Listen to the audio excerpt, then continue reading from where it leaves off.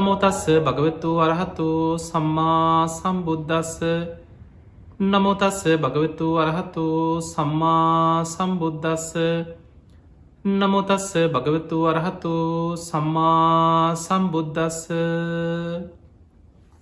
පිංහතුනි, ඉවසීම කියන එක මහා පුදුම දෙයක්. ඉවසීම නැතිවෙච්ච තැන අපිට ගොඩාක් ප්‍රශ්න ගැටලු ජීවිතය හටගන්න.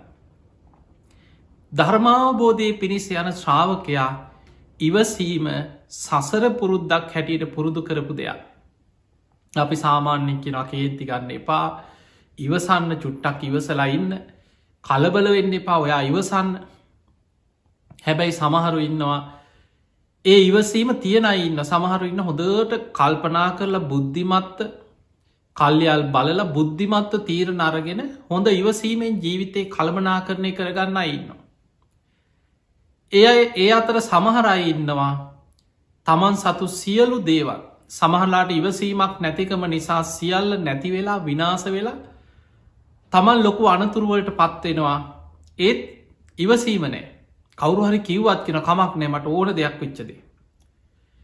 එතකොට ඒ වගේ ඉවසීමක් නැතිකම නිසා ජීවිතය විශාල අනතුරුවලට පත්වෙන. මේක බුදුහාන්දුරුව පෙන්වේ කන්ති පාරමිතා. කන්තිකයන් ඉවසී. ඒක සසර පාරමී ධර්මයක් හැටියට පුරුදු කළ යුතු දෙයක් ඉවසීම. ඊළඟට උපපාරමිතාව. අපේ බෝසතාණන් වහන්සේ සසරේ තමන්ගේ අතපය අහිමි වුණත්, එක්කො ශරීරය කොටසක් අහිමි වුණත් මමනං ඉවසීම නැතිකරගන්නේ නෑ කියලා ඉවසීම පාරමිතාවක් හැටියට, උපපාරමිතාවක් හැටියට පුරුදු කරලා තියෙන.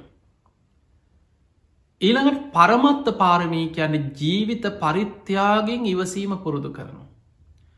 මගේ ජීවිතය නැති වුණත්, මාව මැරුවත් මමනං ඉවසීම නැතිකරගන්නේ නෑ කියලා ඉවසීමට හානියක් නොවී හිත රැකගන්න. අපිට හිතන්නවත් බෑන එහෙම අවස්ථාගෙන්. ඔබහල ඇති අපේ බෝසතාණන් වහන්සේ පාරමී පුරාගෙනනේ කාත්මයක සාන්තිවාදී තාපසය වෙලා ඉපදුන. මේක ජාතක පොතේ සඳහන් වෙන කතාව. මේ තාපසයන් වහන්සේ බොහොම ඉරදිමත් තාපසේ. රජ්ජුරුවන්ගේ උයනට දවසක් අහසිං වැඩම කරලා මේ තාපසයන් වහන්සේ උයනේ භාවනා කරනවා.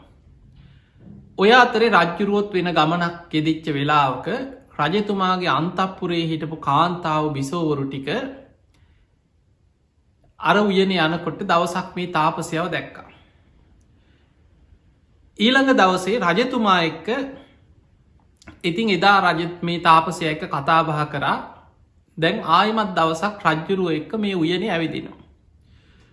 ඔහොම උයන ඇවිදගෙන යනකොට රජතුමා අර උයන ගහක් යට වාඩි වෙලා අර කාන්තාව පිරිසත් තමන්ගේ අන්තපුරේ කාන්තාව වට කරගෙන ඒ අය එක්ක සතුටු සාමීතියේ කතාවෙවී ඉන්නකොට රජ්ජුරුවට නිදි මතාව ඒ අන්තපුරේක කාන්තාවක්ගේ උකුල හිසතියාගෙන එහෙමම නින්ද ගියා රජතුමාට. දැන් රජ්ජුරුව නින්ද ගෙහිල්ලා අනිත් කාන්තාවටික අර අන්තපුරේ ඉන්න ඔය වටේ ඇවිද ඇවිද යනකොට දැක්කා අන්න අර තාපසයන් වහන්සේ අදත් වැඩ ඉන්න. මේ තාපසයන් වහන්සේ ගහක් යට වාඩි වෙලා භාවනා කරනවා. ඒ වෙලාවේ දැන් අර අනිත් කාන්තාවටික ගිහිල්ල තාපසයන් වහන්සේට ගෞරව කරලා ඉදිරියෙන් වාඩි වෙලා තාපසයන් වහන්සේ සමඟ ධර්ම කතාවක යෙදුණ. ධර්මය අහන්න ආසයි.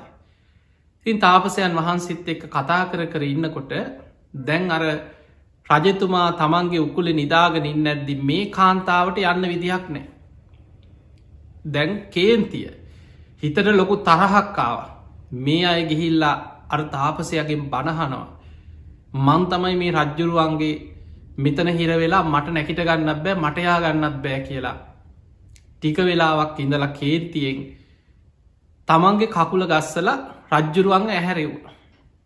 රජතුමා ඇහැරුණ. ඇහැරල වටපිට බැලුව කෝ මේ කාන්තාව ටික කේන්ති කිය. ඒ වෙලාවෙ කිව බලන්න රජතුමනී, රජතුමා ගැන කිසිම ගානක් තියෙනවද? රජතුමා ගැන කිසිම හැඟීමක් තියෙනවද මේ අයට? ආම් බලන්න කිවර ගිහිල්ල තාපසයක් ඔය කලින් දවස්වලත් ඔහොම තමයි කිව. ඔය තාපසයා බොහොම වශී දන්න කෙනෙ. ඒ තාපසයට වශී වෙලා ඉන්න කියලා ඔන්න රජ්ජුරුවන්ව නොම කැරිය. එදා රජතුමාට විශාල කේන්තියක් තරහක් ඇති වුණ.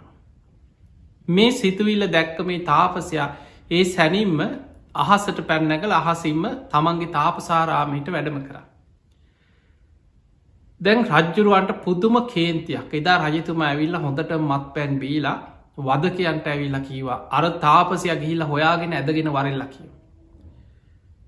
අනි අර තාපසය ශාන්තිවාදී තාපසයා ඇදගෙනාව. දැන් අල්ලගෙන රාජපටය එක්කරගෙන ඇවිල්ලා රජතුමාට පැමිණිවට පස්සේ රජ්ජුරුව ආයි නඩු ඇහිලි මොනවත් නෑ. කේන්තිය දවේශය ඒ වෙලාවෙ කිව්වා මේ කට කස පහරවල් 1000ක් ගහන්න කියෝ. දැන් වදකයෝ එක්කරගෙන ගිහිල්ලා වද දෙන භූමිය බැඳලා කස පහරවලින් කසෙන් ගහලා දහක් නෙමේ එක කස පහරක් ගහනකොට විශාල වේදනාව. එහෙම කස පහර ගහල මුළු කොන්දෙම හම ගැලවෙනකන් තුවාල වෙනකම්ම කස පහරවලින් පහර දුන්න. එහෙම පාරදීල දැන් අතෑරියට පස්සේ එහෙම ඇදගෙන වැටුන මුළු කොන්දෙලේ පෙරනවා විශාල වේදනාව. ඒත් මේ සාන්තිවාදී තාපසයන් නෙමෙයි තමන්ගේ හිතට දවේශ සිතුවිල්ලක් ඇතිවෙන්න ඉඩ තියන්න.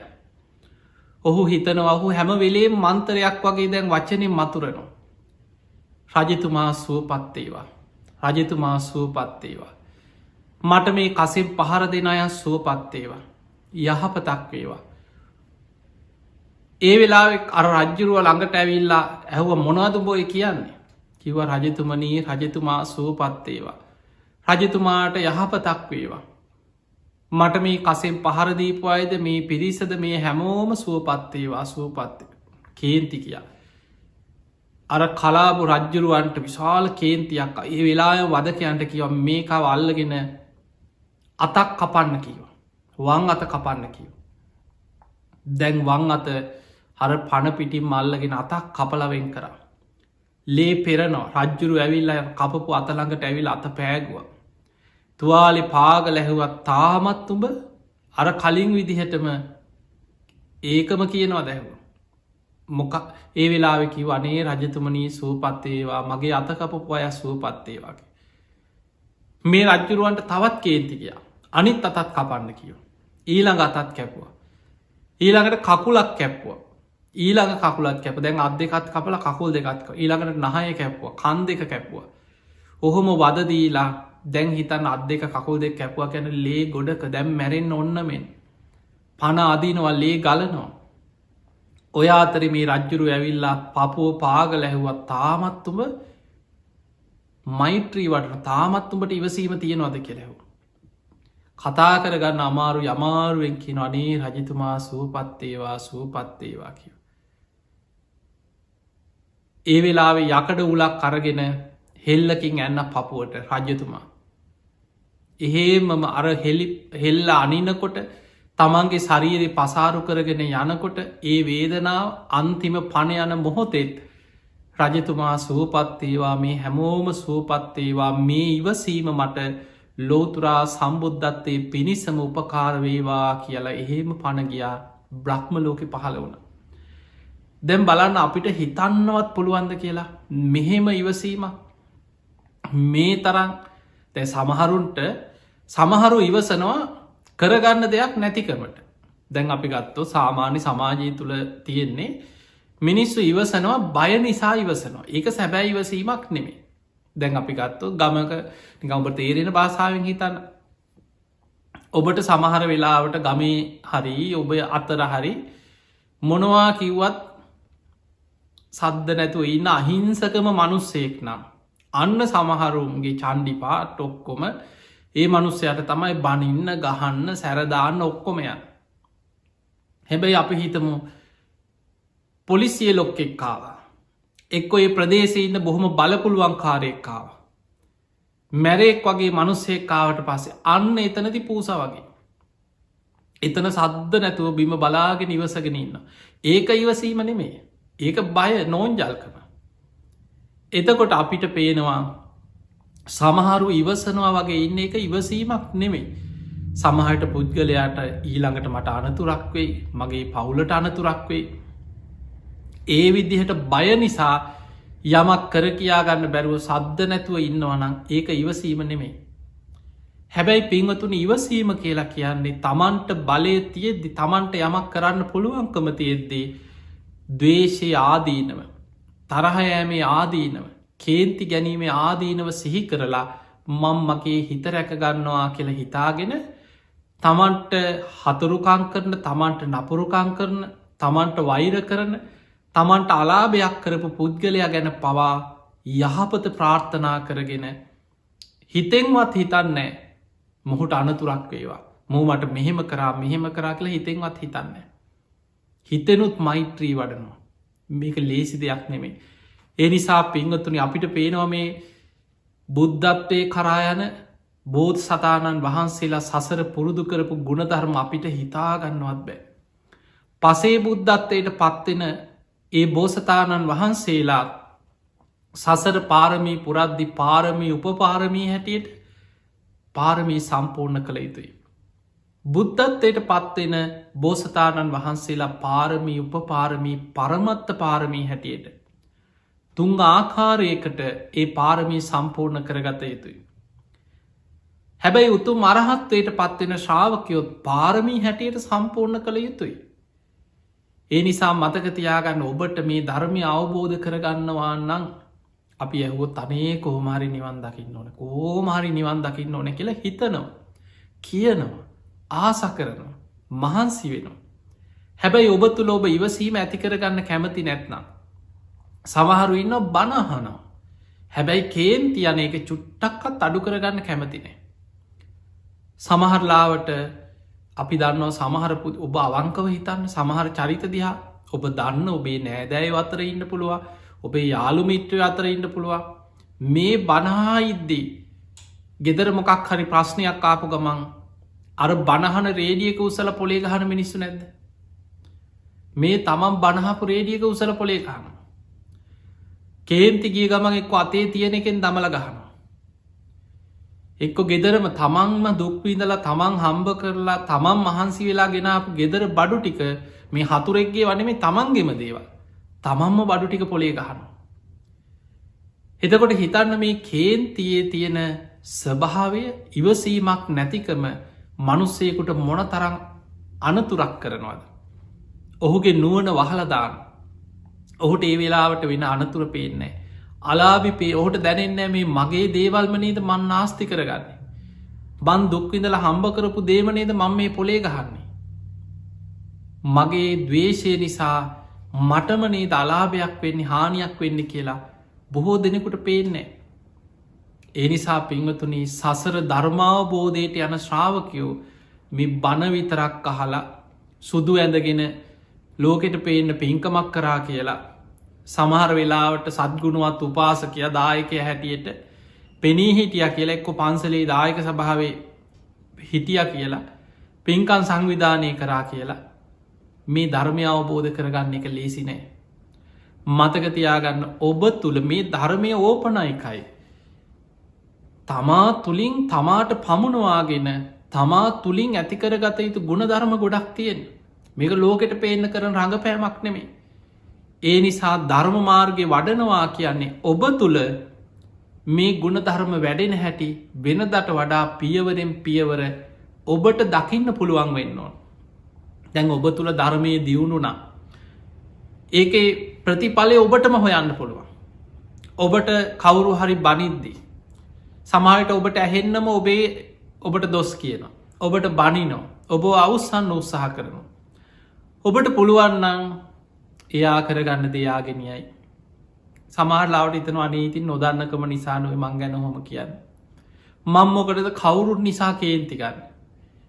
මට මොකද එයා කරගන්න දෙයාගෙනයයි. ඒ මනුස්සයටත් යහපතක් වේවා. ඒ විදිහට ඔබට හිතන්න පුළුවන්නම් අන්න මේ පාරමී ධර්ම සසරය ඔබ යම්මට්ටමකට හරි පුරාගත්ත කෙනෙ ඔබටම ඔබ දහම් කන්නාඩියෙන් දකින්න පුළුවන්. බුදුරජාණන් වහන්සේ පෙන්වා දහම් කැඩපතෙන් තමන්දිහා බලලත් තමන් ගැන මැනගන්න කිය. ඒ නිසා මේ පාරමී ධර්ම ඔබ තුළ පිරිලද කියලා කාගෙන්වත් අහන්න ඕන්න ඒක දන්න ඔබ. ඔබට ඔබේ හිත දිහා බලලා ඔබේ හිතේ තරහව දවේශය වෛරය කේන්තිය මතුවෙන ඒ තුළ ඔබ ක්‍රියා කරන ආකාරය ඔබටම මෙනෙහි කරලා ඇත්තටම ධර්මාවබෝධයට පාරමී ධර්ම මාතුළ වැඩිලද කියලා ඔබටම ඔබ තුළින් මැනගන්න පුළුවන්. කවුරු හරි ඔබට දොස් අද්දි ඔබට එක හිනා වෙලා ඉවසලා පස්සෙ වැඩ දැ සමහරු ඉන්නවා ඒ වෙලේ සද්ධ නැතුව ඉන්න දෙන්නම් පස්සෙ වැඩේ කියලා. ඒ වෙලාවේ බොහෝම ඉවසීමෙන් හිනා වෙලා ගිහිල්ල පස්සෙ සැලසුම් කරනවා කාටවත් අහු නොවෙන්න මොහුට අනතුරක් කරන්න ඕන මුගෙන් පලිගන්න ඕන කියලා. ඒවා ඉවසීම් නෙමේ. පිංහතුනි සැබෑ ඉවසීම කියන්නේ හරියට කවුරු මොනවක් හරි ඔබ දන්නවා නෙලුම් කොලේ දිය රදින්නේ. ඒ වගේ ඔබේ හිතේ දවේශය තරහව වෛරය කේන්තිය ඔබ තැම්පත් කරගන්න නෑ. ඒක වචන මාත්‍රිකින් අවසං කරන. බලන්න බුදුරජාණන් වහන්සේර බාහිය ධාරුචීරයට දීපු අවවාදේ දිට්ටේ දිට්ටමත්තම් භවිස්සති යමක් දැක්කොත් දැක්කා විතරයි එක එතනින් අතහරි.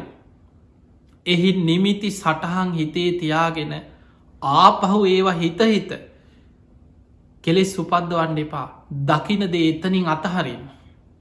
සුතේ සුතමත්තම් භවිස්සති යමක් ඇහුනොත් කවුරු හරි ඔබට බනින වැහෙනවා. ඔබට දොස් කියනවා.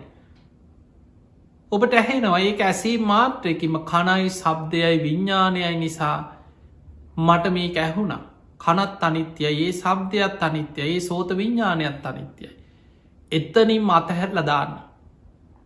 එහි නිමිති සටහන් මතකතියාගෙන කෙලෙස් ඇතිවෙන විදිහට ආයමත් ඒක සිහිකර කර අසවලා මට මෙහෙම කීවා කියලා සිහිකර කර කෙලෙස් උපද්දවන්න යන්න එපා කියන.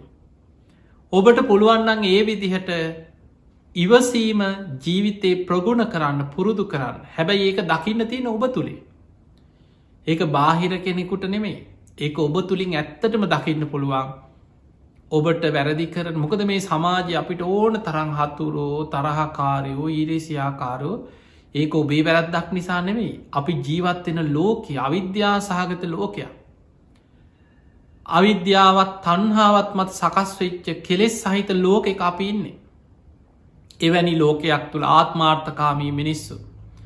තමන් ගැන විතරක් හිතන මිනිස්සු. ඕන විනාසයක් කරලා ගොඩ යන්න පුළුවන් කියලා හිතන මිනිස්සු. පලිගන්න දවේශයට තරහට ඒවටම නැඹුරු වෙච්ච කොටසක්. ගුණධර්ම නොහඳුනන පවට ලැජ්ජාබයි නැති මිනිස්සු එක් අපිට ජීවත් එන්න වෙන්න. එවැනි ලෝක එක අපිට ඕන තරං යෙදෙනවා ඕන තරං තරහ යන හේතු කේන්ති යන හේතු පලිගන්න කාරණා සාධාරණ දැන් ඕන වෙලාවකට අපිට ගලපල එක සාධාරණී කරණය කරගන්න පුළුවන්. මේක මෙහෙම කිව්වා අපි ඉවසල හරියන්නේ මේක සාධාරණයක් තියෙන්න ඕන අපිට සාධාරණය නාමෙන් යුක්තියේ නාමෙන් අපිට ඕන තරම් ගලප අපේ ඉවසීම නැතිවීමට හේතු අපිට පෙන්වන්න පුළුවන්. හැබැයි ඔබ පරාදයි. ඔබ ලෝකයේ තුළ සමාජ ක්‍රමය තුළ ඔබ ඒකෙන් ජයග්‍රහණය කරත් කෙලෙස් තුළ කෙලෙස් සටනින් ඔබ පැරදිලා. ඔබේ හිතට දවේශයක් වෛරයක් කේන්තියක් ඇතිවෙලා ඔබ ඒ ඔස්සේ පැටලි යනවනන්. ධර්මාවබෝධය කරා යන ගමනයේ ධර්මමාර්ග තුළ ඒ කුසල් දහම ඔබ තුළ තාම වැඩිල නෑ. මේක ලේසි දෙයක් නෙමේ මේ ධර්ම බණහන් ලේසි. බණ පින්කං කරන්නත් ලේසි. බණ සංවිධානය කරන්න සුදු ඇඳගන්න උපාසක වෙස්මවාගන්න ලේසි. හැබැයි ධර්මමාර්ග වඩනවා කියන එක ලේසි දෙයක් නෙමේ. මජ්ජිම නිකායතින කත චූපම කියලා සූත්‍රය. ඔන්න බලන්න බුදුරජාණන් වහන්සේ අපිට ඉවසීම ගැන පෙන්නල දීපු උපමාව. අපිට හිතාගන්නවත් බැරි උපමාව. කත චූපම කියන සූත්‍රය. ඔබ දන්නවා සාමාන්‍යෙන් ඔය පොඩි දරුවෝ අද තරුණ වයස ඉන්න අය නං ඇස් දෙකට දැකලා නැතුව ඇති. වැඩි හිටියෝ සාමාන්‍ය ලංකා වගේ රටක ඔබ මීට කලින් ජීවත් වනාන අද ඔස්ට්‍රේලියාව හිටිය සමට ලාංකිකයන්ට ලෝක ඉන්න අයට ඔය පරණ ලී ඉරපු ක්‍රම ඔබ දැකලා ඇති. ඉස්සර මීට අවුරුදු ගානකට කලින් ඔය යන්ත්‍ර සූත්‍ර යොදාගන්න නැතුව ගස් කැපුවට පස්සේ ලී අලිලව්ව තමයි සමාට කොටන් ඇදගෙනෙන්නේ. ඊට පස්සේ මැස්සක් හදලා බෝම අමාරුවෙන් අර කොටේ අර මැස්ස උඩට ගන්න. එතකොට දිග කියතකින් කෙනෙක් අර ලීය උඩ ඉන්නවා, කෙනෙක් පල්ලෙහා ඉන්නවා. දෙපැත්තට තරගෙට අදිනවාර කියත. ඒ අදිනකොට අර ලීය ඉරෙන. ඔහොම තමයි ලී ඉරන්.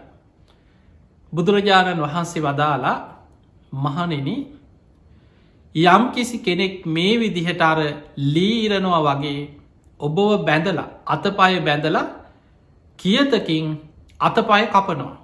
හොරු පිරිසක් කියලා හිතන්න. ඔන්න කොහේ හරි අල්ලගෙන හොරු පිරිසකට අහුවෙන. ඔවුන් කල්පනා කරනවා මෝට කොහොම හරි මෙතන යන්න දෙන්න හොඳනේ, අපි ගැන එලි කරයි, වද දීලා මේක මරන්න ඕන කියලා හිතනවා. ඔහොම හිතලා අනි අර පුද්ගලයව අල්ලගෙන අත් දෙක කකුල් දෙක ගැට ගහලා කියතකින් දැන් ඉරනවා. තමන්ගේ අතපය කපන කොටත් බුදුරජාණන් වහන්සේ වදාලා සාමාන්‍ය ස්වභාවය ගන්න කෙලෙස් සහිත කෙනාට මොකද හිතේ? මං කිසිම වරද්දක් නොකර මාව අල්ලගෙන මගේ අතපය කපල මට මුන් වද දෙනවා. කේන්තියක් එනවද නැද්ද? තමන්ට යමක් කරගන්න බැරිවි. හැබැයි හිතට කේන්තියෙනවන. හිතෙන් හරි සාප කරන මුන්ට නං හොදක් වෙන්න එපා, මුන්ට හොදක් වෙන්න එපා කියලා හිතෙන් හරි හිතනවා. බුදුරජාණන් වහන්සේ වදාළ මේ කතචූපම සූත්‍රය මහණෙනි, තමන්ගේ අතපය කපනකොට හිතට කේන්තියක් ආවොත් ඒ කපන අය ගැන ඒ වෙලායම හිතන්න මට බුදුරජාණන් වහන්සේගේ අවවාදය තුළ පිහිටන්න බැරි වුණා කියලා. මට කේන්ති ගියා. මට ඔවුන් ගැන තරහසිතක් ඇති වුණා. මට බුදුරජාණන් වහන්සේගේ අවවාදය තුළ ධර්මය තුළ පිහිට ගන්න බැරි වුණා කියලා තමන් ගැන ලැජ්ජාවට පත්වෙන්න කිය. ඔන්න බුදුරජාණන් වහන්සේ ඉවසීම ගැන අපිට පෙන්නපු දේවල්. කොච්චර බණ ඇහුවත් බණ කියන අය තුළ පවා, බණ අහන අය තුළ, පින්කං කරන අය, පින්කං සංවිධානය කරන අය, බෞද්ධ නාමෙන් ඉන්න ලෝක මිනිස්සු දිහා බලන්න. මේ බුදු හාමුදුරුව පෙන්නපු මේ ගුණ ධර්ම තමන් තුළ ඇති කරගන්නවා කියන්නේ ලේසිද? අමාරුයි. හැබැයි අමාරුවෙන් හරි ඇතිකරගත්ත කෙනා පියවරෙන් පියවර ධර්මාවබෝධය කරා යන. අද අපිට වෙලා තියෙන්නේ අපි බුදුරජාණන් වහන්සේ පෙන්නපු මාර්ගයේ ගමන් කරන්න නැතුව ඒ මාර්ගයට මල් පූජ කර සාධකාරදිදී ඒකට පෙරහැරවල් පවත්වනවා, මල් ලිහිනවා, පූජාවල් තියෙනවා. අද අපි එතනින් සතුටු වෙලායි. බුදුරජාණන් වහන්සේ පෙන්වා නම් මේ විදිහට මෙන්න මෙහෙම ගුණධර්ම පුරන්න කියලා අපි ගුණධර්ම පුරන්නේ. ඒ කියපු දේට සාධකාරදිදී එච්චරයි. එතනින් නතර වෙන. මතකතියාගන්න ටික්ක හරි. ඒකයි බුදුහාන්දුරුව පිරිනිවන් පාන වෙලාවේ අපි බුදුරජාණන් වහන්සේ පිරිනිවන් පාන සූදානන් වෙද්දී දෙවියන් අහසේදම් මදාරාමල් ලිහිනවා. ඒ වෙලාවේ බුදුරජාණන් වහන්සේවත් අකලට සල්මල් පිපිලා බුදුරජාණන් වහන්සේ දෙසට මේ මල් කඩා හැලෙනවා. බුදුරජාණන් වහන්සේ වදලා ආනන්ද බලන්න මේ සිත්පිත් නැති සල්ගස් අකලට මල් පිපිලා බුදුරජාණන් වහන්සේට පූජා පවත්වනවා. දෙවියන් අහසේදම් මදාරාමල් ඉසිමින් බුදුරජාණන් වහන්සේට පූජා පවත්වනවා. මේ සියල්ලම බුදු කෙනෙක් වෙනුවෙන් කරන පූජාවක්. නමුත් මේ ඔක්කොටෝම වඩා වටිනාම දේ තමයි යම් කිසි කෙනෙක් බුදුරජාණන් වහන්සේ වදාළ ධර්මය අවබෝධ කරන්න මහන්සිගත්තා නම්, යමෙක් ධර්ම මාර්ගයේ වඩනවනං අන්නේ ප්‍රතිපක්ති පූජාව තමයි උතුම්ම බුද්ධ පූජාව බවට පත්වෙන්නේ කියලා පිරිනිවන් පාන්න පෙර බුදුරජාණන් වහන්සේ වදා. ඒ කියන්නේ ආමිස පූජාව, මල් පූජා කරන එක පූජාවක් නෙමෙයි කියලා නෙමෙයි. ඒවා බුද්ධ පූජාව අතර ඒවා පින් රැස් කරගන්න එදිනෙදා සද්ධා වර්ධනය වෙන බුද්ධ ශාසනය තුළ තියෙන ආමිස පූජා. ආමිස පූජාවෙන් අපිට පින් රැස් වෙනවා. හැබැයි බුදු හාමුදුරු අගේ කරන්නේ ප්‍රතිපක්තියේ දෙන්න. පන්සිල් ටික රැකගන්න මහන්සිවෙන්. පෝයට උපෝසත සීලයක් සමාදන් වෙන්න උත්සාහ කරන්න. තමන්ගේ හිතේ හටගන්න රාග, ද්වේෂ, මෝහාදී කෙලෙස් දිහා නුවණින් දකින්න. ඒ ක්ලේශ ධර්මයන් යටපත් කරලා උපන්නා වූ අකුසල් ප්‍රහාණය කරන්න මහන්සි ගන්න. නෝපන් අකුසල් නෝපදවන විදිහට වීරිය වඩන්න. උපන් කුසල් දියුණු කරගන්න. නෝපන් කුසල් උපදවාගන්න. ඔන්න බුදුවරු පෙන්ල දෙන මාර්ග. දවසින් දවස පියවරෙන් පියවර හරි ධර්මාවබෝධයට අවශ්‍ය ගුණ ධර්ම තමන් තුළ වර්ධනය කරගන්න. එතකොට මෙන්න මේ දේ ඔබ දක්ෂ වෙන්නට ඕන. ඒ පිණිස වැදගත්මදේ ඉවසීම. ඔබේ ජීවිතය තුළ ඉවසීම කන්ති පාරමිතාව පුරුදු කරගන්න. පිංහතුනි ලේසි දෙයක් නෙමේ. හැබැයි අමාරුදේ ජයගණ්ඩ පුළුවන්. අපි ලේසි නෑ කියලා කිව්වට ඒ අමාරුදේ ජයගත් එක්කෙනෙක් දෙන්නෙක් නෙමේ. දැ සාමාන්‍යෙන් ඒ අමාරුදේ එක්කෙනයි දෙන්නයි නම් කරගත්තේ අන්න අපිට හිතන්න පුළුව ඔය කාමාරුයි යොක බුදු හාදුරන්ගේ කාලෙ විත්තරමයි අද නං හිතන්නවත් බෑ. මතක තියාගන්න එක්කෙනෙක් දෙන්නෙක් නෙමෙයි ඒ අමාරුදේ ජයගත්ත විශාල පිරිසක් හිටිය. සමහර අයගේ ඉවසීම ගැන හිතනකොට ඒ සසර පුරුදු සමහර වෙලාවට උපතින් මෙනේ වතිය. දැම් බලන්න බුදු හාදුරන් කාලේ එක සිදුවීමක් තියෙනවා තූන කියලා බ්‍රාහ්මණ ගමක වෙච්ච සිදුවීම. අපි බුදු හාමුදුරු වැඩඉන්නකොට දඹදිව හැමෝම බුදු හාමුදුරුවන්ට මල් ඉහගෙන සාධකාරදීගෙන එහෙම ගරු කරේ නෑ. දෙසටක් මිත්‍යා දෘෂ්ටි තිබුණක් කියෙනවා. දෙසටක් 62. බුදු හාමුදුරුව පහළ වෙනකොට මිනිස්සුන්ගේ විශ්වාස 62ක් තිබුණ ඔවුන් ඒවා අදහාගෙන පුද පූජා කරගෙන ඒවා ඇත්ත කියලා පිළි අරගෙන හිටපු විශාල පිරිසක් හිටිය. බුදුරජාණන් වහන්සේ පහළ වෙලා මේ ධර්මමාර්ග දේශනා කරගෙන යද්දී ඒ අය අතර පින් ඇති බොහෝ දෙනෙක් බුද්ධ ශාසනයට එකතුන. භික්‍ෂු භික්‍ෂුණී උපාසක උපාසිකාව හැටියට බුද්ධ ශාසනයේ වැළඳ ගත්ත. හැබැයි ඒ අය අත්තර බොහෝ අන්‍ය තීර්ථකයන් ඒ දෘෂ්ටි දරාගත් අය බුදු හාමුදුරන්ට වෛර කරන්න පටන් ගත්තා.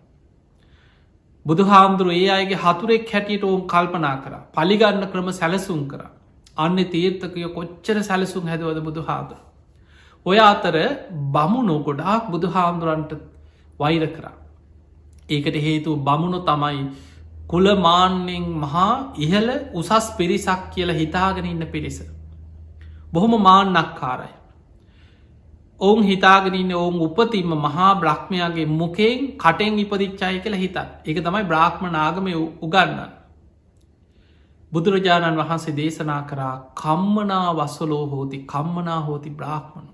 කෙනෙක් උපතින් වසලයක්කත් බ්‍රාහ්මණයක්කත් වෙන්නේ. හැමෝම උපදින්න එකම විදිහට මවකුසේ.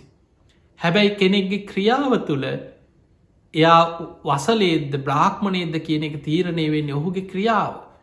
ඔහුගේ සිතකය වචනය මෙහෙවන සුරූපයාම ඕකට වෛර බැන්ද බමුණු. තින් දවසක් බුදු හාමුදුරුව ග්‍රීස්ම කාලි බොහොම රශ්නය කාලෙක බොහෝ සඟ පිරිසක් පිරිවරාගෙන ගම්මාන මැදින් චාරිකා ගමනක් පිටත් වුණ. ඔහොම යනකොට තූන කියලා බමුණු ගමක් තියෙනවා කැලෑ ගමක කැලෑ ප්‍රදේශයක.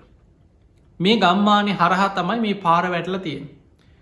බුද්ධ ප්‍රමුඛ මහා සංඝය ඈතින් වඩිනකොට මේ බ්‍රාහ්මණ ගමේ බමුණන්ට ආරංචි වුණා ඔන්න අපේ ගම හරහා චාරිකාවක වඩින්න ශ්‍රමණ බවත් ගෞතමයෝ බොහෝ පිරිසක් පිරිවරාගෙන අපේ ගමට වඩිනවලු. හෙට වෙනකොට අපේ ගමටයි ඔන්න මග එනවා.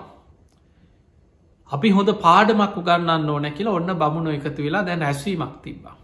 ඒ කාලේ ගංවල ඉඳලා තියෙන වෙනම ගම්පතියු කියලා අද මේ සාමාන්‍යෙන් අද ඉන්න ග්‍රාම සේවකලට එහෙම ලොකු බලයක් නෑ. ඒ කාලෙ ගම්පති ඔවුන් තමයි නඩුවහන්න ඔවුන් තමයි දඩුවන් කරන්න.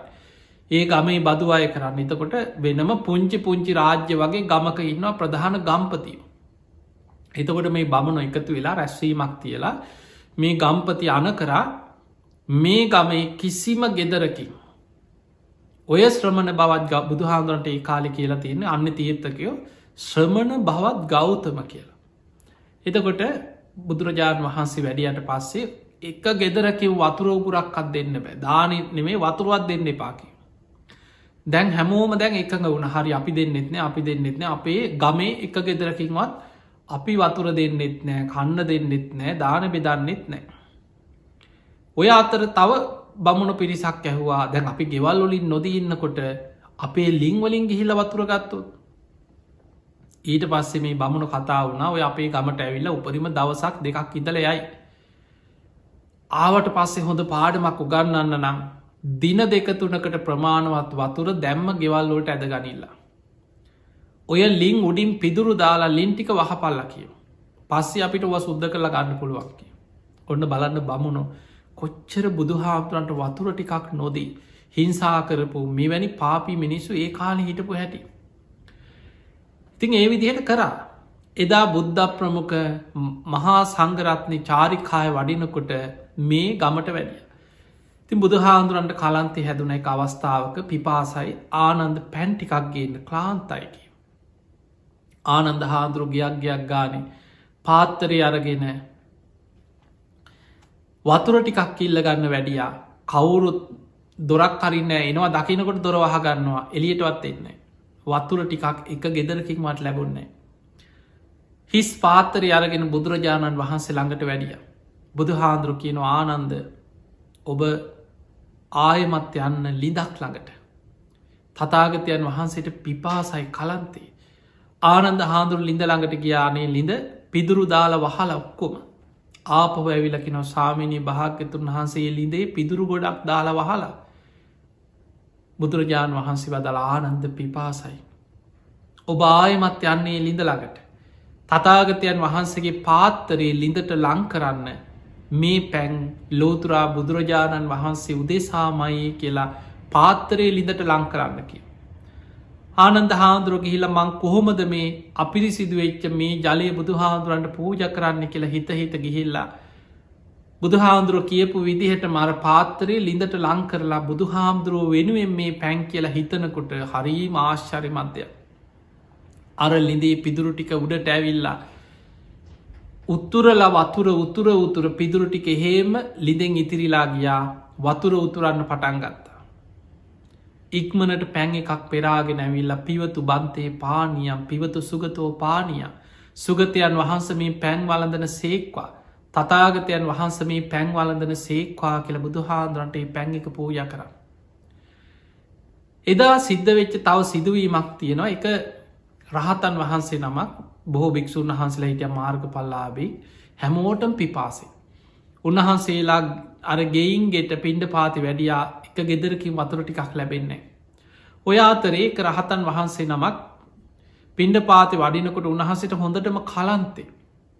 එක නිවසක් ඉදිරියේ ඒ නිවස හිටිය එක තරුණ බ්‍රාහ්මණ බමුණු කාන්තාව.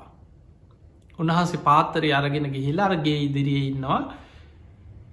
ගෙයින් එලියට එන්න දොර වහගෙන ගේ ඇතුළ ඉන්නවා මේ බමුණු කාන්තාව හොරෙන් බලනවා කියාද කියලා. ඔය වෙලාවේ අනි අර මහරහත්තන් වහන්සේ අවුරස්මියට එහෙම කලන්තෙ හැදිලා අර මිදුලේ ඇදගෙන වැටුන. අර කාන්තාව බැලිව සද්‍යයක් නෑ අන්න ඇති කියලා හිමීට දොර ඇරලා බලන්නකොට මෙන්න මිදුලේ ඇදගෙන වැටිලා. ඒ වෙලා ලොකු දුකක් ඇති වුණ මේ දන්නේ මේ හාමුදුරුව කෙනෙක් මේ මහා ගුණ තියෙන කෙනෙක් උන්වහන්සේලා සුපටි පන්න උජිපට ඕවමකුත් දන්නේ. බමුණු කාන්තාවක් ඒ වෙලේ කල්පනා කරා කමක් නෑ මොනවුනත් මනුස්සෙක්නේ. පිපාසෙන් මගේ ගේ ඉස්සරා කලන්ත හැදිල වැටිච්ච කෙනෙ ඕන දෙයක් වෙච්චදේ. මං වතුර ටිකක් දෙනවා කියලා හිතුව. ගේ ඇතුළට ගිහිල්ල භාජනයකට වතුර ටිකක් අරගෙන එලියට ඇවිල්ල වටපිට බැලුව කවුරුත් දකීද. මේ බමුණන්ගේ නීති සැරයි මැරුම් කන්න වෙන්න පුළුවන් බ්‍රාහ්මණ දනුවන් එක්ක. කවුරුත් පේන නෑ ඉක්මනට ගිහිල්ලා අර පාත්තරයට වතුර ටික දාලා වතුර ටිකක් මූුණටත් ඉහලා ගෙට ගිහිල දොරවාගත්තා. අර මහරහතන් වහන්සේ සිහියාව උන්වහන්සේ පැන් වැළඳුව එදා බුදුරජාණන් වහන්සේ සංඝයා රැස් කරලා කියන මහනෙන මේ ගමේ වැඩි වෙලා රැඳෙන් එපා බොහෝ පිරිසක් අපාගාමි වෙනක මේ ගම්වාසී. අපි ඉක්මනට මේ ගමෙන් වෙනත් ප්‍රදේශයකට වඩිමු කියලා බුද්ධ ප්‍රමුඛ සංඝයා වැඩිය. දැන් මේ බමුණු දැන් බුදුහාමුදුර ඇතුළු සංඝයා ගමෙන් වැඩියට පස්සේ. හැමෝම එකතු වුණා දැන් සතුටෙක් ප්‍රගති සමාලෝචන රැස්වීමක් දැන්. දැන් කට්ටිය කියනවා අපේ ගමටත්තා අපේ ගෙදරටත්තා අපේ මිදුලෙ හිටිය දොරළඟ අපි දුන්නෑ කියනවා. දැන් ඔහොම කතා වෙනකොට එක බමුණෙක් කිව්වා මගේ මේ දෑහින් දැක්කා අන්න අසවල් ගෙදර බ්‍රාහ්මණ මේ තරුණ කාන්තාවක් වතුර දෙනවා මන් දැක්ක කිව ශ්‍රමණයකුට. අපේ බ්‍රාහ්මණ සංහතියටම මේක ලැජ්ජාවක් නින්දාවක් අපේ ගමටම මේක නින්දාවක් කියෝ. බමුණන්ට විශාල කේන්තියක් ඇතිවුණ. බමුණු අධිකරණය කැඳවෝල අර ගම්පතියා මේ කාන්තාව ඇදගෙන ඇවිල්ල දැන් ඇහෙන්දුටු සාක්කි තියෙනවා. ඒ මොහොතෙම තීරණය කරා ගමට වෙච්ච කැලල ගමට වෙච්ච නින්දාව බ්‍රාහ්මණ සංහතියටම නින්දා කරපු නිසා මේ කාන්තාව ගල්ගහල මරන්න ඕන කියලා තීරණය කර. ඔන්නේ කාලේ ගම්පතියෝ දීපු දඩුවක්. දැන් ඔබ හිතන්න ඔන්න ඔතනින් ඔබ ඉවසීම තේරුම් ගන්නකු. මේ බමුණු කාන්තාව බුදුගුණ දන්න කෙනෙක්ද නෑ. මේ බමුණු කාන්තාව ධර්මී ගුණ දන්නවද ඒත් නෑ. මේ පැන්ටිකක්දීපු වතුරටිකක්දීපු මේ ස්වාමීන් වහන්සේ මේ උන්වහන්සේ රහතන් වහන්සේ කෙනෙක්ද මාර්ගපල්ලාවියෙද්ද බුදුහාන්දුරන්ගේ ශ්‍රාවකයෝ මේ සුපටිපන්න උජු පටිපන්න ඥාය පටිපන්න සාමීජ ඔය කිසිම ගුණයක් දන්නවද ඒත් නෑ. ඒ වෙලාවේ හිතහදාගත ඇස්වලින් කඳුළුවාව ලොකු බයක් ඇතිවුණානේ මට මැරුම් කන්න වෙන. හිතහදාගත්ත කමක් නෑ. මංකරේ හොඳ දෙයක්. මංකරේ යහපත් දෙයක්. මං හිත හදාගන්න.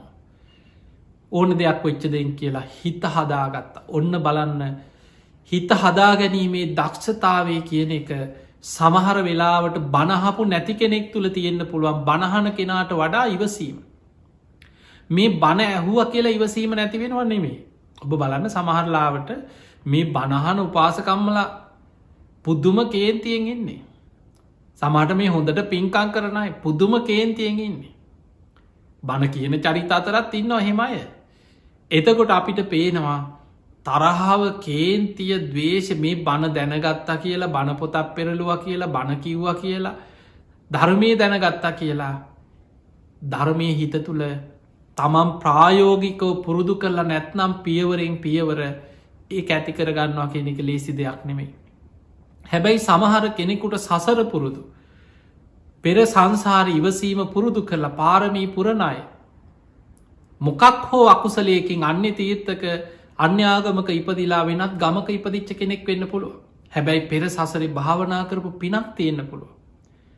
හිත හදා ගැනීමේ දක්ෂතාව කියන එක අපි නොසිතන සමහර පුද්ගලය උපතින් අරගෙනනවා.